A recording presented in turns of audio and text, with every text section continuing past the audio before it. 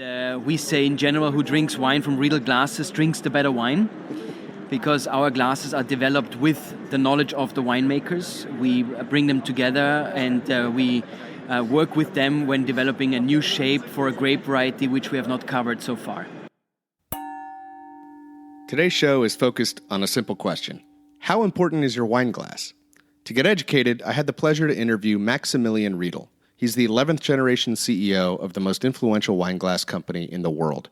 That's Riedel Crystal of Kufstein, Austria. I hope you enjoy the show.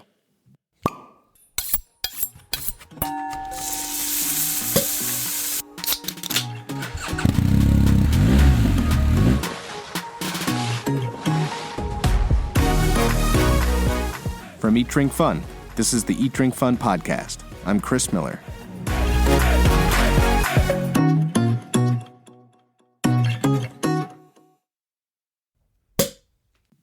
How important is your wine glass? Well, to me personally, the glass can matter a lot. Drinking wine should be a pleasant experience, and if a glass can enhance my personal enjoyment of any beverage, whether it's wine, beer, scotch, whatever, that's a good thing. But another reason is science. People have created glasses that enhance the flavors of whatever it is you're drinking. And so there I was at ProWein in Dusseldorf in 2019 when I passed the Riedel exhibit. I asked to speak to somebody, and to their credit, they produced the CEO, Maximilian Riedel. Our conversation was brief, but educational, and afterwards he gave me a little personal wine tasting. Now, as a company, Riedel created the market for varietal-specific wine glasses. When I say varietal-specific, that means that the glass was designed with a deep understanding of the unique aromas and flavors of each grape variety and how you enhance those with every sip. Oscar Wilde said that imitation is the sincerest form of flattery that mediocrity can pay to greatness. Well then, Riedel should probably feel very flattered because they've been copied by everybody, and they continue to be trailblazers. So the family history dates back to the late 1600s in Pavlovice, Bohemia. Now, as a reminder, Bohemia constitutes the western part of Czechia. That's the former Czech Republic. Google it, they changed their name a few years ago. And it borders Austria, Germany, and Poland. Anyway, Bohemia as a region is known globally as a source of fine crystal, and it's been that way since the 18th century. During that time, the Riedels continued to evolve their business. They made things like window panes, hollow glass, colored glass, costume jewelry, perfume bottles, chandeliers, lamps. But the modern business that makes fine wine glasses only evolved after the Second World War. During the war, Riedel's factories were commandeered by the Nazi regime. And in fact, upon discovering a glass picture tube used for air defense radar equipment, the Soviets forced Walter Riedel to sign a contract and held him in Moscow for a decade. Meanwhile, the Czechoslovakian state confiscated Riedel's factories. In 1955, Walter Riedel finally was released and he ended up in Austria. Now, with help from the Swarovski family, Walter and his son Klaus Josef got a fresh start in Kufstein, and they focused on mouth-blown products. Over the next decades, Klaus Josef proceeded to revolutionize wine glasses.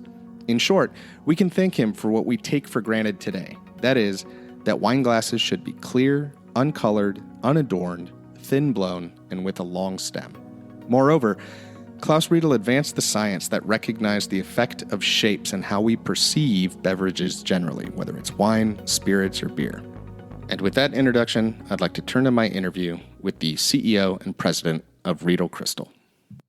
My name is Maximilian Riedel. I'm the 11th generation of the Riedel family. I'm in charge of the worldwide business.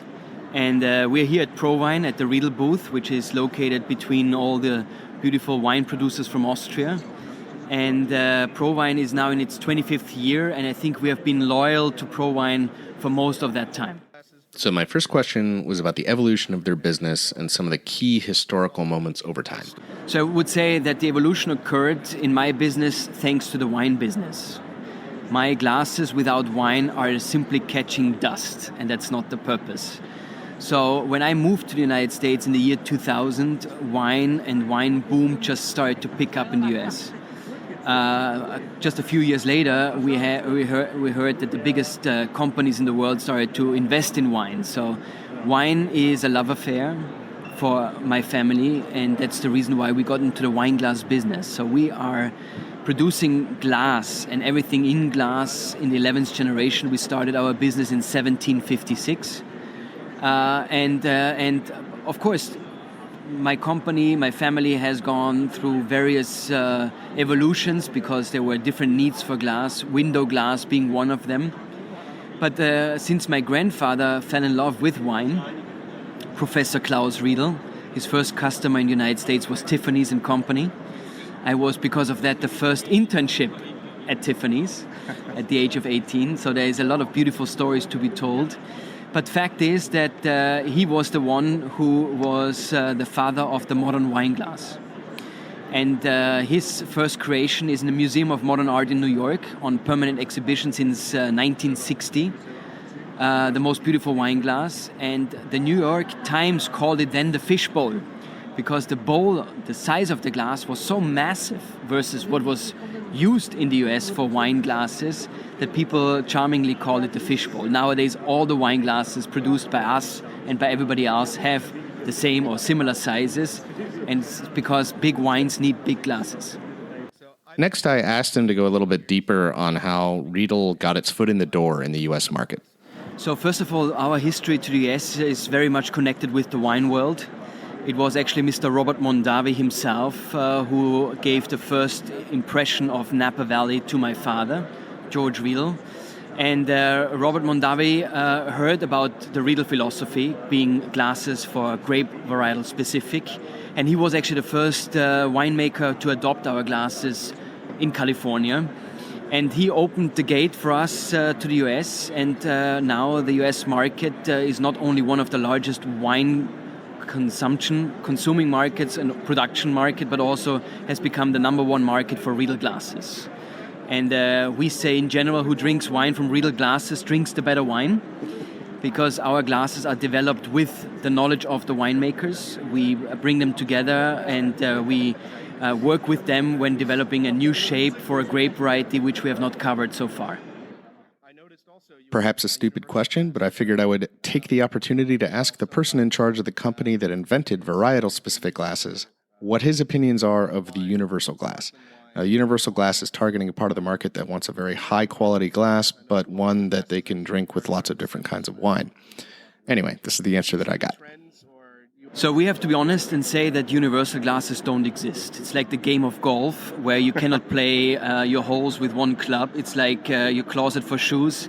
There is not a single pair that you can wear everywhere at any time to any kind of occasion. The same is with your wine glasses. So your wife has her favorite glass, which is our New World Pinot Noir glass, which was developed with the winemakers from Oregon. And it was developed about 15 years ago, and it is a glass which I would also recommend for rosé champagne, which is dominated by red fruit. But otherwise, Riedel doesn't really have a universal glass because it goes against our philosophy. Wine is such a wonderful environment, a wonderful world. It goes with food, but it can be consumed on its own. And why miss out by just not spending money on the perfect glass? Well, and if you think about many others who have thought that making life simple and using one glass for all the wines, I think it takes the charm out of the wine industry. Every country nowadays, even every state in the United States produces wine. I'm not sure if all your listeners know that. And so why miss out on the greatness in wine by just pouring everything into the same glass? It's not fun and it doesn't work. Now, just because Riedel is philosophically opposed to creating a universal glass doesn't mean that it's not keeping up with trends or setting trends. In fact, Maximilian Riedel created the O series, and he told me a little bit about that. And the stemless glass is a creation of mine. I've lived for 15 years in Manhattan, in New York. And I struggled because I didn't have the kitchen cabinet space to store my glasses. That's unbelievable. In New York? In New York. And I was in Tribeca. And so I had this vision, I had this idea, why not just take the stems off my glasses? And so I could stack glasses in my cabinet, and there's also less breakage because I broke the glasses for my friends. And it has become a huge trend. And how can I see it's a trend? Not only by sales or on social media, by people using it, because the competition started to copy it. And that's always a reference. If you're successful, you're being copied. Well, hey, thank you very much for taking your time today. It's very generous. I appreciate it very much. I wish you continued success and a great time here at ProWein. Appreciate it. Thank you for having us on the show, and looking forward to seeing you in the US. Thank you. As I mentioned before, immediately after our chat, Maximilian offered me a tasting, and obviously I could not refuse. But before I get there, I want to explain a little bit about wine glass anatomy. Now, this is interesting to me not only for study purposes, but it might help me explain a little more clearly what these glasses look like. Of course, if I fail to do that, you can still look up the illustration in the show notes. I'll have a link there. Now, starting at the top of the glass and moving to the bottom, the glass has two basic parts, the bowl and the foot. Now, another word for the bowl is a calyx, but honestly, I've never heard anyone else ever use this term. However, I have heard the word goblet or balloon. I'll just stick with bowl. So at the top of the bowl, you have the rim. That's pretty obvious. Moving down from there, you have the chimney. This is the part of the bowl that tapers and narrows as it approaches the rim, and that shape helps trap the aromas inside the glass. The shoulder is the widest part of the glass. It's usually the high point to which you'd fill a glass of wine, depending, of course, on the type of glass and the type of wine. Here, the liquid is making contact with the air and releasing aroma compounds. Now, the péraison, another word that I've never heard but just learned, is the lower part of the bowl below the shoulder that holds the liquid. It can be curved, rounded, angled, straight, depending on the type of glass. The button is where the bowl connects to the foot, and the foot is made up of the stem and the base. I don't have to define those things. So back to the tasting. There you are. Imagine you have three beautiful glasses sitting in front of you, and you have the CEO of one of the largest wine glass makers in the world. No pressure, right? Actually, he was very, very kind and guided me through the process expertly. So from left to right, glass 1 is a New World Pinot Noir glass. The bowl is very large. It extends out broadly from the button and has the widest shoulder of all three glasses. It then curves back in the chimney, but before you get to the rim, it curves back out again, so it forms this long S shape from the button all the way to the rim. Glass 2 is a Syrah glass. It's the narrowest of the three glasses, but it has this even, balanced curve from button to rim. Glass 3 is a Bordeaux glass. It's definitely wider than the Syrah glass at the shoulder, but it has also a larger diameter and opening at the rim, but not quite as big as that Pinot Noir glass. So, does the curved rim at the top of the Pinot Noir glass actually make a difference? I think it does. So the wine tasted the same in each glass, no difference there, but the shapes of the glasses impacted the strength of the aromas, and some of the elements of the flavors were more pronounced in certain glasses. For example, the Syrah glass really focused the aromas, and that has to do, I think, with the narrowness of the glass. Consider how a whiskey nosing glass or a schnapps glass has a really sort of thin chimney. It's usually they're smaller glasses, and those are intended to really focus the aromas of the spirit. So a broader shouldered bowl allows greater contact with oxygen, which lets the wine evolve a little bit more. You get more complexity, more depth of the aromas. Second, that outward curve at the top of the Pinot Noir glass forced me to physically tilt my head back extra, just a little bit extra. And that kind of matters physiologically, so you can try to do this. It may not work for you, but it works for me. Tilt your head backwards, and my tongue moves back slightly in my mouth. And if my mouth is open, like I'm going to drink something, my tongue actually kind of raises up off the floor of my mouth and curls a little bit.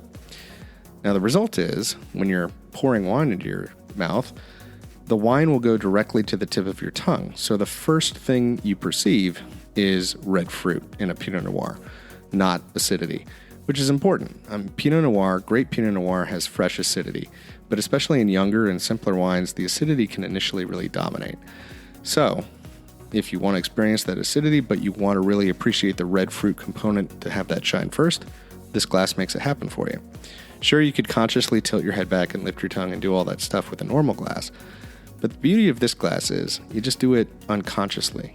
It just happens. No doubt, there's great marketing involved, but honestly, they've done their homework, and others would not be copying this shape if it didn't work. So in the last few minutes, what are some key takeaways or lessons learned that I can leave you with? First, if you're in the market for new wine glasses, what do you need to look for? For me, the most important thing is a very thin rim, as thin as possible. You don't want any pronounced lip. You want as few obstacles as possible between the wine and your tongue. You don't want to be chewing the glass. The bowl should be the appropriate shape. And on that note, if you're looking for sparkling wine glasses, I always prefer a tulip to a flute. The tulip has the benefit of the flute in that it's got an elongated bowl that regulates the bubbles evenly, but it has a chimney that tapers inward towards the rim, and that helps trap some of the nice aromas in the glass. The old champagne coupe, it looks really cool, but you better drink your champagne fast because the bubbles fade very quickly. Clear and unfluted glasses are preferred. Etched and fluted glasses, they may look nice, but you really can't appreciate how well your wine sparkles or how it reacts to light if the light is constantly being refracted in a bunch of stray directions. Also, if you can get mouth-blown glasses, that's preferred. They produce a more consistent, even surface that allows light to pass through undisturbed. If you get a machine-spun glass and you hold it up to the light, you may see waves or wrinkles in it. And depending on the quality, you may also see seams or joints that haven't been sanded away. Second, what's the right way to hold and drink from your wine glass? So I always try to hold the glass by the stem. This has a couple benefits. First of all, you keep the bowl, free from fingerprints. You don't want to be at a party, stuck there for a while, unable to change your glass, and you've got smudge marks all over the bowl. And also, it's hard to appreciate what your wine looks like when you've got this cloudy glass in your hand. Second, it avoids warming up your drink. So if you've got white wine, you probably don't want to hold it by the bowl. It's also easier to aerate or swirl your wine when you hold it by the stem. Of course, aerating your wine by swirling it in the glass has a function. It coats the inside of the glass, it releases even more aroma compounds, and you get a fuller bouquet. Third, how much wine goes in your glass? Unless you're at a country club, where the pours should be more generous, the general rule is that you fill the wine up to, but not exceeding the shoulder. A standard pour is 150 to 180 milliliters, or 5 to 6 ounces. If you have an older, more delicate wine, you usually want to put less in your glass and let it breathe and evolve and mature in small batches in the glass. Finally, what about crystal glasses? Are they better? So in doing a little research on this, what I basically learned is that today's highest quality glasses are labeled crystal glass, but they no longer contain lead. Lead glass contains 18 to 40% of lead oxide by weight. In fact, European Union rules provide that the name, quote, lead crystal can only be used if it has at least 24% lead oxide. So why was leaded glass so popular? Well, reason one is optical. Lead oxide results in a product with a high refractive index. That means the lead creates more dispersed light, like a prism. It sparkles. Lead oxide also makes it easier to eliminate imperfections, creating more clear, flawless products. Reason two is that lead crystal is easier to cut. Lead oxide enables the glass to be worked at a lower temperature, so the more lead content, the softer the glass. Reason three is that lead crystal is heavy. It just feels more expensive. Lead is used a lot less frequently today because we know that lead leaching out of the glass is very bad for human beings. As a heavy metal, it causes a myriad of health problems. So today, high-quality producers market their glasses as, quote, crystal glass. Basically, they use substitutes that include barium oxide, zinc oxide, or potassium oxide. These glasses have a similar light refractive property, but with a little bit less light dispersive power. You don't see as many colors. The glass weight is less, but trust me, they're just as beautiful, and best of all, they won't kill you. So that about does it for this episode on wine glasses. But before I go, I want to share with you some audio that I recorded in a little bit of an experiment. I clinked together relatively inexpensive wine glasses, very good quality wine glasses, and very high quality wine glasses, just to hear the difference between them. The first sound is of two normal wine glasses that I bought at a grocery store in France for about €5. These are not crystal glasses, just normal glasses.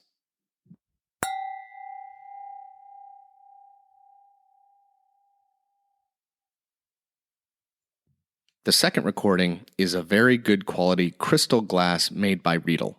These glasses are meant to hold Bordeaux varietals, so we're talking Cabernet Sauvignon, Merlot, and Cabernet Franc.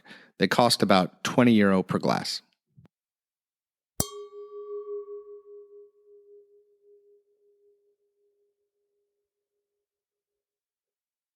The third and final recording is from two exceptional quality lead crystal Bordeaux glasses made by the French crystal manufacturer Baccarat.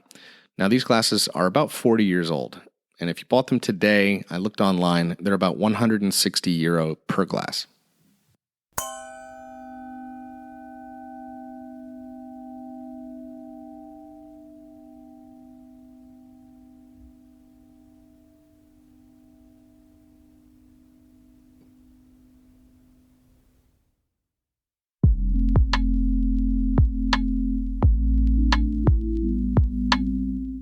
So that does it for today's show.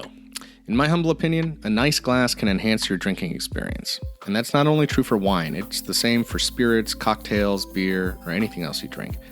I hope you learned something today. It was fun to do this research. I want to express thanks again to Maximilian Riedel and to Riedel Crystal. Please check out the show notes at eatdrinkfun.com. Leave me some feedback if there's something you'd like to hear about in future shows. Also, if you have time, please consider leaving me a review. I'd greatly appreciate it. The intro music today was a song called Pluck It by Dan Hennig. Background song was Nimbus by Eveningland, and this outro tune is Write You by Joey Pecoraro. Until next time, please stay healthy and eat well, drink better, and have more fun.